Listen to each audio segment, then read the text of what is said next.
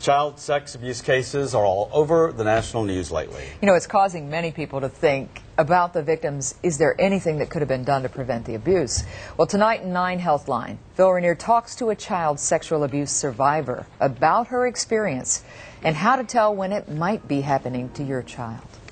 Mr. Sandusky, any comments?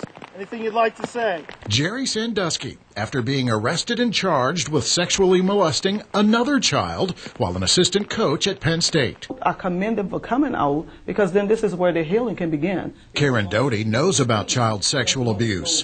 For her, it started with inappropriate touching. She was 4 years old. It did begin with a neighbor. Then there were other instances. In one case, the perpetrator actually had me to touch him. And I think this was as young as 7 years old. Now an advocate for victims of child sexual abuse, Doughty understands why a lot of kids don't come forward. Some children are physically threatened by their attackers. Often the abuser is a person the family trusts. The child stays silent because they're afraid no one will believe them. You know, victims harbor guilt and shame. It can take years for someone who was molested as a child to fully understand what happened to them, and then muster the courage to tell someone. Doughty deals with her sexual abuse by speaking openly about it.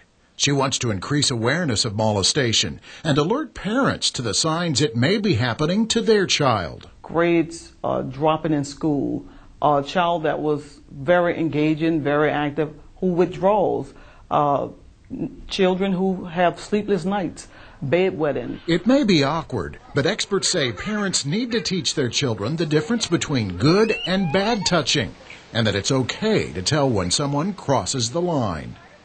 With Healthline, Phil Rainier, WAFB 9 News. If you want to learn more about child sexual abuse and how to stop it, look in the links mentioned section of WAFB.com.